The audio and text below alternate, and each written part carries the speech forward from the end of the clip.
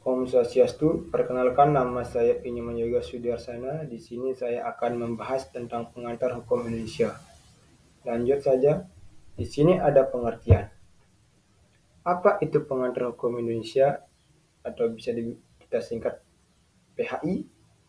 Pengertian PHI atau pengantar hukum Indonesia terdiri dari tiga kata, pengantar hukum dan Indonesia. Pengantar berarti mengantarkan pada tujuan tertentu. Pengantar dalam bahasa Belanda disebut inleiding dan introduction. Bahasa Inggris yang berarti memperkenalkan secara umum atau secara garis besar yang tidak terdalam atas sesuatu hal tertentu. Pada istilah pengantar hukum Indonesia, yang diperkenalkan secara umum atau secara garis besar adalah hukum Indonesia. Lanjut, di sini ada tujuan. Tujuan mempelajari pengantar hukum Indonesia. 1.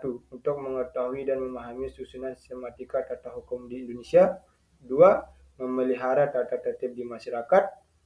3. Dengan mengetahui tata hukum dapat menumbuhkan kesadaran dan membedakan perbuatan yang melanggar hukum atau tidak.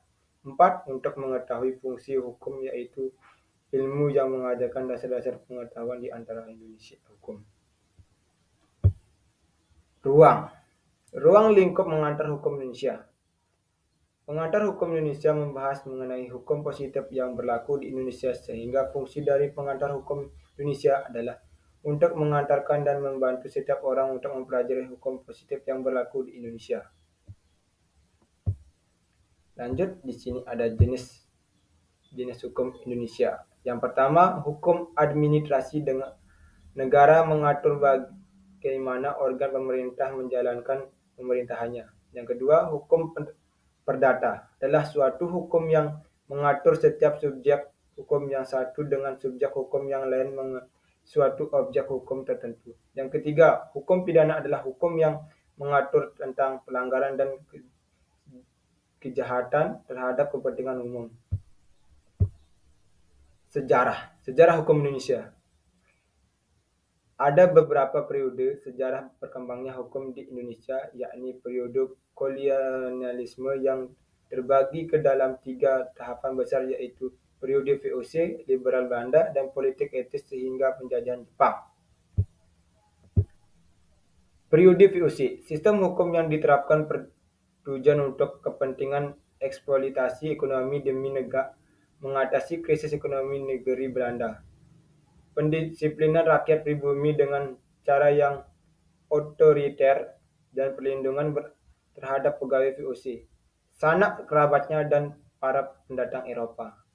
Liberal Belanda. Pada zaman tahun 1854 di Hindia Belanda diterbitkan Regularialisme, selanjutnya disebut RR 1854 atau Peraturan tentang Tata Pemerintahan di Hindia Belanda. Tujuan utama perlindungan kepentingan usaha-usaha swasta di negeri jajahan dan untuk pertama kalinya mengatur perlindungan hukum terhadap kaum pribumi dan kewenangan pemerintahan jajahan.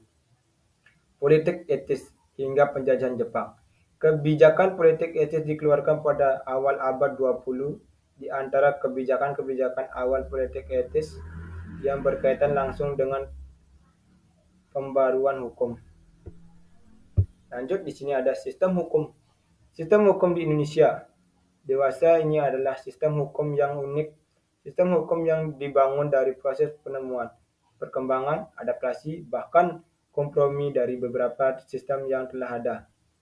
Sistem hukum Indonesia tidak hanya menghadapkan ciri-ciri lokal, tetapi mengakomodasi prinsip-prinsip umum yang dianut oleh masyarakat internasional. Lanjut, di sini ada ciri sistem hukum Indonesia.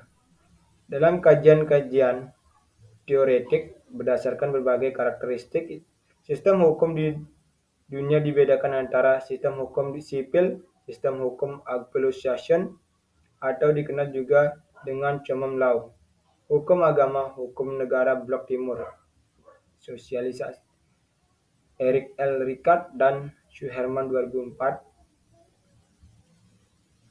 Sistem hukum Eropa kontinental lebih menghadapkan hukum tertulis. Peraturan perundang-undangan menduduki tempat penting. Peraturan perundang-undangan yang baik Selain menjamin adanya kepastian hukum yang merupakan syarat mutlak bagi terwujudnya ketertiban, juga dapat menerapkan pada mendokumentasi nilai-nilai keadilan dan kemanfaatan. Sekian dari saya. Om Santi Santi Santi Om.